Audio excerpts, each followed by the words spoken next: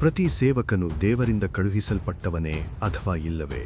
ಬೈಬಲಿನಲ್ಲಿ ಸ್ಕೇವನ 7 ಮಂದಿ ಪುತ್ರರು. ಪೌಲನು ತನ್ನ 3ನೇ ಮಿಷನರಿ ಪ್ರಯಾಣವನ್ನಾರಂಭಿಸಿದಾಗ ಆತ್ಮನು ಅವನನ್ನು ಮತ್ತೆ ನೇರವಾಗಿ ಎಫೆಸಿಗೆ ನಡೆಸಿದನು. ಈ ಬಾರಿ ಅವನು ಅಲ್ಲಿ ಕೆಲವು ಕಾಲ ಉಳಿದನು. ಅವನು ಸ್ನಾನಿಕ ಯೋಹಾನನ ಶಿಷ್ಯರನ್ನು ಕಂಡು ಅವರನ್ನು ಯೇಸುವಿನ ಹೆಸರಿನಲ್ಲಿ ದೀಕ್ಷಾ ಸ್ನಾನ ಮಾಡಿಸಿದನು. ಅವರು ಕೂಡಲೇ ಪರಿಶುದ್ಧ ಆತ್ಮನನ್ನು ಸ್ವೀಕರಿಸಿದರು. ಆ ಕ್ಷಣದಿಂದ ಎಫೆಸಿನಲ್ಲಿನ ವಾತಾವರಣವೇ ಬದಲಾಯಿತು. ಅದ್ಭುತಗಳು ಸಂಭವಿಸತೊಡಗಿದವು. ದೇವರು ಪೌಲನ ಮೂಲಕ ಅಸಾಧಾರಣ ಅದ್ಭುತಗಳನ್ನು ಮಾಡಿದನು. ಅವನನ್ನು ಸ್ಪರ್ಶಿಸಿದ್ದ ರುಮಾಲುಗಳನ್ನಾಗಲಿ ಅಂಗಿಗಳನ್ನಾಗಲಿ ರೋಗಿಗಳ ಬಳಿಗೆ ತೆಗೆದುಕೊಂಡು ಹೋದಾಗ ಅವರ ರೋಗಗಳು ಗುಣಪಟ್ಟವು ಮತ್ತು ದುಷ್ಟಾತ್ಮಗಳು ಹೊರಟವು. ಎಫೆಸು ಸಾಮಾನ್ಯ ಪಟ್ಟಣವಲ್ಲ, ಅದು ಏಷ್ಯಾ ಮೈನರ್ನ ಪೇಗನ್ ಆರಾಧನೆಯ ಕೇಂದ್ರವಾಗಿತ್ತು. ಪ್ರಾಚೀನ ಲೋಕದ 7 ಅದ್ಭುತಗಳಲ್ಲಿ ಒಂದಾದ ಅರ್ಥೆಮಿಸ್ ದೇವಾಲಯ ಅಲ್ಲಿ ಇತ್ತು. ಅದು ಮಂತ್ರ, ತಂತ್ರ, ಅಂಧಶ್ರದ್ಧೆ ಮತ್ತು ವಿಗ್ರಹ ವ್ಯಾಪಾರದ ಕೇಂದ್ರವಾಗಿತ್ತು. ಜನರು ಕಾಣದ ಶಕ್ತಿಗಳ ಭಯದಲ್ಲಿ ಬದುಕುತ್ತಿದ್ದರು. ಸುರಕ್ಷತೆಗಾಗಿ ಮಂತ್ರಗ್ರಂಥಗಳನ್ನು, ತಾಯಿತಿಗಳನ್ನು ಮತ್ತು ಆತ್ಮಗಳ ಗುನುಗುಗಳನ್ನು ಅವಲಂಬಿಸುತ್ತಿದ್ದರು. ಅಂಧಕಾರವು ಬೀದಿಗಳನ್ನು ಆಳುತ್ತಿತ್ತು. ನಗರವು ದಟ್ಟವಾದ ಕಪ್ಪು ಮಾಂತ್ರಿಕತೆಯಲ್ಲಿ ಮುಳುಗಿತ್ತು. ಆದರೆ ಪೌಲನು ನಗರಕ್ಕೆ ಪ್ರವೇಶಿಸಿದಾಗ ಬೆಳಕು ಬಂತು. ದೇವರು ಪೌಲನ ಮೂಲಕ ಮಹತ್ತರ ಕಾರ್ಯಗಳನ್ನು ಮಾಡಿದನು. ಪೌಲನು ಯೇಸುವಿನ ಹೆಸರನ್ನು ಉಚ್ಚರಿಸಿದಾಗ ದೆವ್ವಗಳು ಕಿರುಚುತ್ತಾ ಓಡಿ ಹೋಗುತ್ತಿದ್ದವು. ಜನರು ತಮ್ಮ ಮಾಂತ್ರಿಕರು ಮಾಡಲಾರದ ಶಕ್ತಿಯನ್ನು ಕಂಡರು. ಆದರೆ ಎಲ್ಲರೂ ಹರ್ಷಿಸಲಿಲ್ಲ. ಕೆಲವರು, ವಿಶೇಷವಾಗಿ ಮಾಂತ್ರಿಕತೆಯ ಮೂಲಕ ಖ್ಯಾತಿ ಪಡೆದವರು, ಪೌಲನನ್ನು ಅಸೂಯೆಯಿಂದ ನೋಡುತ್ತಿದ್ದರು. ಹೀಗೆ ನೋಡುತ್ತಿದ್ದವರಲ್ಲಿ ಸ್ಕೇವನ ಯಹೂದ್ಯ ಮುಖ್ಯ ಯಾಜಕನ 7 ಪುತ್ರರೂ ಇದ್ದರು. ಅವರು ತಮ್ಮ ತಂದೆಯ ಪದವಿಯನ್ನು ಗೌರವದ ಗುರುತಾಗಿ ಧರಿಸಿ ಅಹಂಕಾರದಿಂದ ನಡೆಯುತ್ತಿದ್ದರು. ಆದರೆ ಅವರಿಗೆ ಕೇವಲ ಗೌರವ ಸಾಕಾಗಲಿಲ್ಲ. ಪೌಲನಿಗಿದ್ದ ಖ್ಯಾತಿಯೂ ಅವನ ಮಾತಿಗೆ ದೆವ್ವಗಳು ತೋರಿಸಿದ ಭಯವೂ ಅವರಿಗೆ ಬೇಕಿತ್ತು. ಆದ್ದರಿಂದ ಅವರು ಒಂದು ಅಜಾಗರೂಕ ನಿರ್ಧಾರ ಕೈಗೊಂಡರು. ಕೆಲವು ಯಹೂದ್ಯರು ದುಷ್ಟಾತ್ಮಗಳನ್ನು ಹೊರಹಾಕಲು ಸಂಚರಿಸುತ್ತಿದ್ದರು. ಅವರು ದೆವ್ವ ಹಿಡಿದವರ ಮೇಲೆ ಯೇಸುವಿನ ಹೆಸರಿನಲ್ಲಿ ಹೊರಬಾ ಎಂದು ಹೇಳತೊಡಗಿದರು. ಸ್ಕೇವನ 7 ಪುತ್ರರು ಇದೇ ಕೆಲಸ ಮಾಡುತ್ತಿದ್ದರು ಎಂದು ಅಪೋಸ್ತಲರ ಕೃತ್ಯಗಳು 19, 13, 14 ತಿಳಿಸುತ್ತದೆ. ಅವರು ಯೇಸುವಿನ ಹೆಸರನ್ನು ಒಂದು ಮಂತ್ರಸೂತ್ರವೆಂದು, ತಮ್ಮ ಕೀರ್ತಿಗಾಗಿ ಬಳಸಬಹುದಾದ ಶಕ್ತಿ ಎಂದು ಭಾವಿಸಿದರು.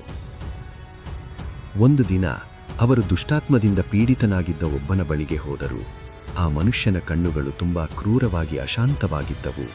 ಅವನು ತುಂಬಾ ಭಯಾನಕವಾಗಿ ಕಾಣುತ್ತಿದ್ದನು. ಸ್ಕೇವನ ಪುತ್ರರು ಯೇಸುವಿನ ಹೆಸರನ್ನು ಉಚ್ಚರಿಸಿದರೆ ದೆವ್ವ ಹೊರಬರುತ್ತದೆ ಎಂದು ನಂಬಿದರು. ಆದರೆ ಒಂದು ಸಮಸ್ಯೆ ಇತ್ತು.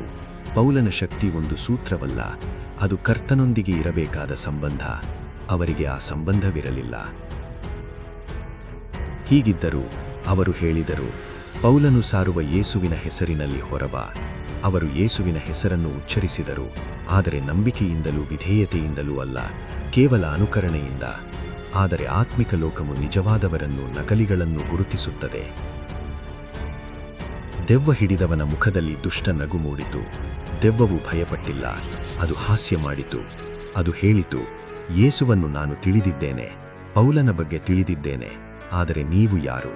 ಕೋಣೆ ಕೂಡಲೇ ನಿಶ್ಶಬ್ದವಾಯಿತು. ದೆವ್ವವು ದೇವನ ಮಗನಾದ ಯೇಸುವನ್ನು ಒಪ್ಪಿಕೊಂಡಿತು. ಪರಿಶುದ್ಧ ಆತ್ಮದಿಂದ ತುಂಬಿದ ಕ್ರಿಸ್ತನ ಸೇವಕನಾದ ಪೌಲನನ್ನು ಗುರುತಿಸಿತು. ಆದರೆ ಸ್ಕೇವನ ಪುತ್ರರನ್ನು ಹಾಸ್ಯ ಮಾಡಿತು. ಅವರಿಗೆ ಅಧಿಕಾರವೂ ಇರಲಿಲ್ಲ, ರಕ್ಷಣೆಯೂ ಇರಲಿಲ್ಲ. ಅವರು ಸ್ಪರ್ಶಿಸಬರದ ಆಯುಧವನ್ನು ಬಳಸಲು ಯತ್ನಿಸುತ್ತಿದ್ದ ಹೊರಗಾತಿಗಳಾಗಿದ್ದರು. ಅಕಸ್ಮಾತ್ ಆ ಮನುಷ್ಯನು ಅವರ ಮೇಲೆ ಹಾರಿ ದಾಳಿ ಮಾಡಿದನು. ಭಯಾನಕ ಶಕ್ತಿಯಿಂದ ಅವರನ್ನು ಹಿಡಿದು ನೆಲಕ್ಕುರುಳಿಸಿದನು. ಕ್ಷಣಾರ್ಧದಲ್ಲಿ ಅವರ ಬಟ್ಟೆಗಳು ಹರಿದು ಹೋಗಿ ರಕ್ತಗಾಯಗಳಿಂದ ನೆಲದಲ್ಲಿ ಬಿದ್ದರು. ಇದು ಕೇವಲ ಸೋಲಲ್ಲ, ಸಂಪೂರ್ಣ ಅವಮಾನ. ಬೈಬಿಲ್ ಹೇಳುತ್ತದೆ, ದುಷ್ಟಾತ್ಮ ಹೊಂದಿದ್ದ ಮನುಷ್ಯನು ಅವರ ಮೇಲೆ ಜಿಗಿದು ಅವರನ್ನು ಸೋಲಿಸಿ ಅಷ್ಟು ಹೊಡೆದನು, ಅವರು ನಗ್ನರಾಗಿಯೂ ರಕ್ತಸ್ರಾವದಿಂದಲೂ ಮನೆಯಿಂದ ಓಡಿ ಹೋದರು. ಈ ಸುದ್ದಿ ಎಫೆಸಿನಲ್ಲಿ ಬೇಗ ಹರಡಿತು. ಯೇಸು ಮತ್ತೊಂದು ದೇವರ ಹೆಸರಲ್ಲ, ಆತನ ಹೆಸರಿಗೆ ನಿಜವಾದ ಶಕ್ತಿ ಇದೆ ಎಂದು ಜನರು ಅರಿತರು. ಯಹೂದ್ಯರು ಮತ್ತು ಗ್ರೀಕರು ಭಯಗೊಂಡರು. ಕರ್ತನಾದ ಯೇಸುವಿನ ಹೆಸರನ್ನು ಮಹಿಮೆಯಿಂದ ಗೌರವಿಸಿದರು.